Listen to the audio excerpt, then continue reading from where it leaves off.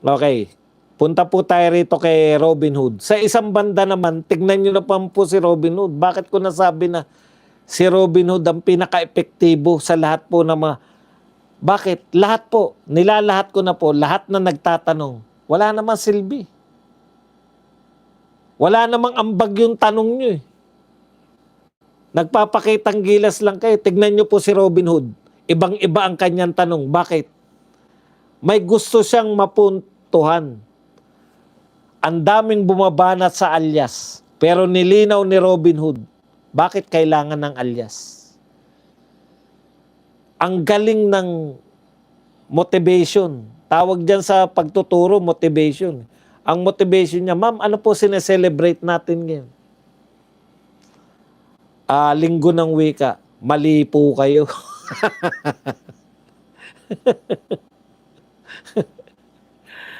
Di ba? Ang ganda, di ba? Ang sineselebrate natin ngayon ay National Heroes Day. Alam niyo po ba, ang National Heroes, ang mga pambansang bayani natin ay mayroong mga aliases? Puta, hit na hit mo kagad eh. Di ba? Bakit kaya sila may aliases? Para hindi sila mapahamak. Di ba? Dahil meron pong isang traidor, si Patiño, sabi ni Robin Hood. Naalala ko tuloy history. Meron isang traidor, si Patiño, na binulgar niya kung sino yung mga alias na yan. Kaya merong napatay na 13 martires sa Cavite, di ba? Hindi po lang ano yan, hindi lang po lugar yan. Ipinangalan po yan sa 13 martir na pinatay. Pero may chismis dyan sa history. Yung mga pag nahuhuli yung mga katipunero, yung chismis lang to Pag nahuhuli yung mga katipunero, ang bilin sa kanila ni Andres Bonifacio, ang ikakanta ninyo, yung mga hindi sumapi sa katipunan. Di ba? Pakakantahin kayo. Sino-sino mga miyembro nyo? Yung mga hindi sumapi sa atin, yun ang ituro nyo para bitahin sila ng Kastila. Kaya, ang ganda mag-aaral ng history. Pero ako lang natutuwa. Anyways, ang galing, di ba? Si Rizal, Dimasalang, tsaka Laong-Laan. O alam niyo na ngayon kung bakit may kalye tayo na Dimasalang at Laong-Laan. Kasi yan po ay alias ni Jose Rizal. O, bakit tayo may Plaridel na lugar sa Bulacan? Kasi si Plaridel ay alias ni Marcelo del Pilar. Bakit Taga-Ilog?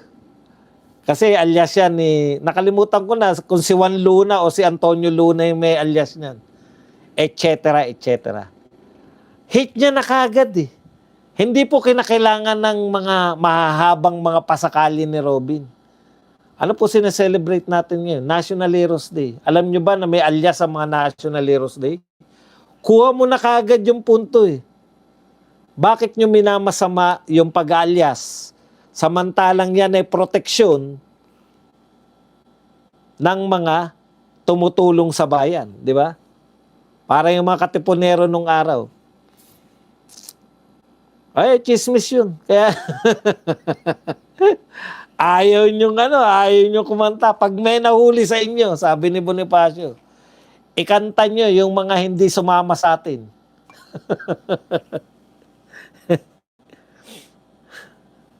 Okay. Alam ninyo, ang ganda ng punto na yun ni Robin Padilla. Pinatanggap niya yung na hindi masama ang pag-alias dahil ginamit niya historical. Kung masama ang pag-alias, pingkian, di ba? Si Bonifacio ay pingkian eh.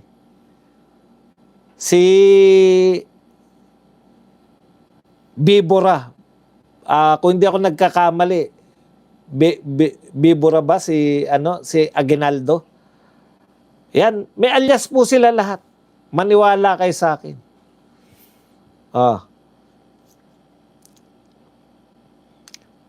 Obvious naman yung alias niya.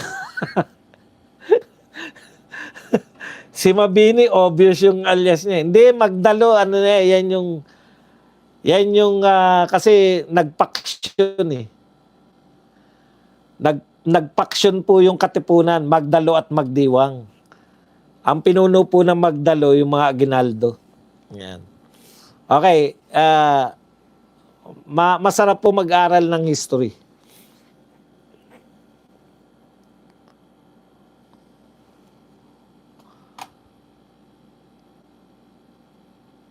Ay, Pinkian kay Emilio Jacinto pala. Sorry po.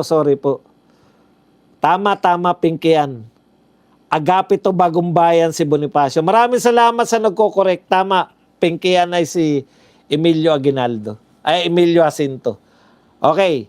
Sa madaling salita, napatanggap ni Robin Hood sa pamamagitan lang ng ilang tanong na hindi po masama yung pag-alias. Na etong mga to, yung lalo na yung Tulfo Brothers, walang ibang bibig na masama ang pag-alias. Pagpo-protection po yan sa mga lumalaban para sa bayan. Ang dali niya na patanggap, hindi niya po kinakailangan na eto po, kung wari po, NPA, gano'n. Hindi po. Sinimplihan niya lang. Yung mga bayani natin, may mga alias. Natural yan para protection sa mga bayani. Tapos. In fact, si Marshal Bonifacio, kilala niyo ba ma'am si Marshal Bonifacio? Kinikilig. Kulang na lang sabihin eh. Bakit po kayo nakangiti? Kinikilig ba kayo sa akin? Yun yung gusto sabihin ni Robin Hood Padilla eh. Kay Cutie, Attorney Cutie. Pasensya na kayo kung nagmukhang maganda si Divina Gracia. Kasi siya lang yung may chutsura. Sa lahat ng abogado ng prosecution, siya lang yung may chutsura eh. Lahat panapon.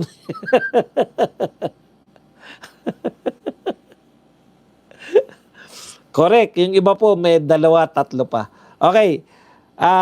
Balik po tayo rito sa kay Robin Hood. Di sinabi niya, Marshal Bonifacio si Ninoy Aquino. Maski si Ninoy may alias. Sabayan sumunod sa kanya si Bam Aquino. Galing ng banat ni Bam Aquino, di ba? Sabi ni Bam Aquino, totoo po na nag-alias po si yung tiyuhin niya si Ninoy Aquino, Marshal Bonifacio. Nag-alias siya para makauwi sa Pilipinas. Pero wala siyang confidential fund. Wow, ang galing eh, no? Ayos eh. Banat agad eh. Tanong ko lang sa'yo, Bam. Presidente ba siya o Vice President si Ninoy? Hindi. Ambisyon lang. Eto tanong ko sa'yo. Si Cory ba na asawa ni Ninoy, walang confidential fund? Meron. Kung minamasama mo, ibig sabihin, simple lang yan, no, Bam? Minamasama mo yung confidential fund, talbog sa tiyahin mo. Bakit? May confidential fund si Cory Aquino. Lahat ng presidente ng Pilipinas may confidential fund. Babanat ka pa sa confidential fund. Si Ninoy, walang confidential fund. Pucha, asawa lang siya ng presidente. Yung asawa niya, may confidential fund. Di ba? Puntat pa tayo. Kay Robin Hood na tayo. Bakit epektibo si Robin Hood? Maganda yung mga banat ni Robin Hood eh. Kasi simpleng-simple lang. Napaka-konting oras lang. Hindi niya kinakailangan na magtanong na napakahahaba. Ito ang sinabi, si Marshal Bonifacio, si Benigno Aquino Jr., Ninoy, siya mismo may alias. Tama, sabi naman ni Bam. Si Ninoy Aquino ang alias ay Marshal Bonifacio para makauwi sa Pilipinas nung nasa Boston siya. Pero wala naman siyang confidential funds. Tumatawa pa ng asar eh. O, naisang kita, no? Utot mo, yung asawa meron. Kasi presidente. Kala mo, ha? O, eto maganda.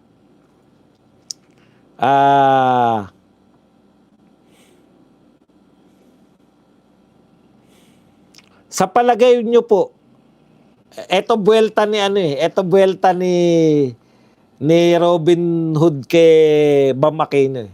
Tinanong niya uli yung dalawang abogada. Sa palagay nyo po, nung panahon na si Marshal Bonifacio, si Ninoy, ay may confidential fund. Kung may confidential fund daw si Ninoy, nalaman niya na mayroong nagtatangka sa kanyang buhay, sa palagay nyo ba, buhay pa si Senador Benigno Aquino ngayon? Sagot ni Prosecution Attorney Cute Divina Gracia.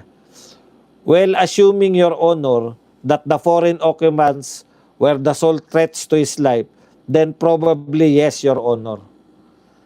Sabi naman ni Defense Counsel Christine Ferrer, likely, your honor.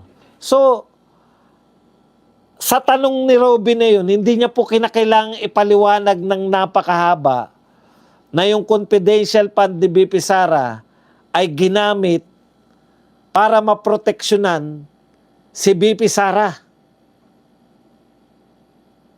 Hindi niya po kinakailangan mag-elaborate pa kasi nagbigay po siya eh, namatay po si Ninoy. Di ba? Kung may confidential fund ba si Ninoy, sa tingin nyo, buhay pa siya hanggang ngayon? Baka patay na rin, pero namatay sa sakit o sa katandaan. Oh. Pero, hindi siya mamamatay nung panahon na yun. Yun yung punto ni Robin. Kaya kailangan ng confidential fund ni BP Sara. Ang dami nagsasabi, ang dami ng bantay ni BP Sara. Si Lenny naman wala. Eh ano ba trabaho nila? Pasensya na po kayo ha. Ano ba ginawa ni Lenny nung kaibahan ng ginawa ni Lenny noong siya po ay vice president o siya po ay mayor na ginawa po ni BP Sara? Si BP Sara po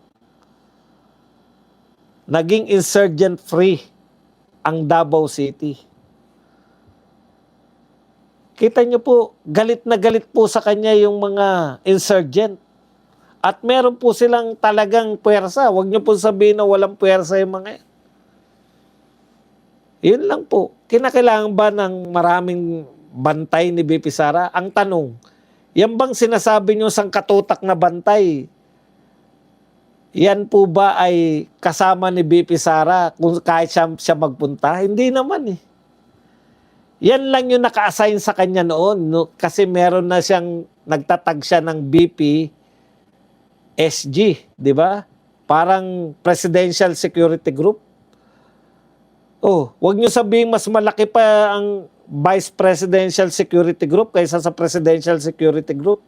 Ibig bang sabihin, kasama ni BBM lahat ng Presidential Security Group?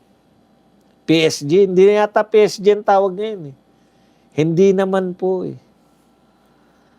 Di ba ang galing ni Robin? Sa pamamagitan ng pagtatanong niya, kung meron bang confidential fund si Marshal Bonifacio, naparealize niya sa mga tao na kailangan ni BP Sara ng confidential fund para maprotektahan siya. Ikalawang tanong niya, tungkol sa confidential fund. Kung merong confidential fund si DepEd Secretary Sanay Angara ngayon, maaari bang napigil niya ang shooting incident sa paaralan? Direkta na po ito eh. May problema tayo sa shooting incident. Ang tanong ni Robin Hood, tagos. Kung meron kayang confidential fund si Sanay Angara, mapipigilan kaya yung shooting? Hindi po siya nag-elaborate na nagkwento ng pagkahaba-haba. Sa pamamagitan ng tanong na ito, naparealize ni Robin Hood Padilla na kailangan tama si BP Sara. Kung tinuloy-tuloy nyo lang yung ginawa ni BP Sara, baka wala yung mga shooting niya. I cannot speculate. No, Your Honor. Sabi naman po ni Christine Ferrer, it can, Your Honor, if the purpose of the confidential fund is to conduct surveillance on the threats. Imagine, confidential fund, ginagamit po yan sa threats laban sa mga bata. Hmm.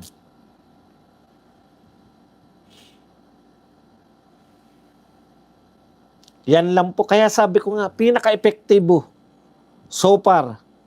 Maraming mas matatali po kay Robin Hood. Aminado tayo. Siguro kung susukatin yung mga IQ, maraming mas matataas ang IQ. Siguro isa. O dalawa. Si Marcoleta tsaka si anong pangalan nun? Si Peter Alan Cayetano. Siguro sila yung mas mataas yung IQ. Kasi ang tingin ko kay Robin Hood, hindi lang abuga siya ang kinuha niya, pero mataas ang IQ niya. Sa tingin ko lang. Yung mga yung mga komplikado kasi napapasimple niya eh. Doon ako believe eh. 'Di ba? Pag yung mga simple na ganito po kasi, dalawa po yung thoughts ng pagiging matalino. May mga matatalino na nagsabi hanggat hindi nila ako naunawaan, okay ako dyan kasi matalino ako kaya hindi ako maunawaan ng pangkaraniwan tao. Yung isang thought naman po ng katalinuhan, yung mga bagay na komplikado, nagagawa kong ipaunawa sa inyo ng nasisimplihan ko, na nauunawaan na ng mas mararami. Yun ang katalinuhan. Di ba? O yan po. Inihalimbawa ko lang si Robin Hood Padilla. Pero ako talagang gusto kong sabihin na matalino. Gusto ko talaga na ako na ipagmalaki ko na ako yun. Kinasangkapan ko lang ba?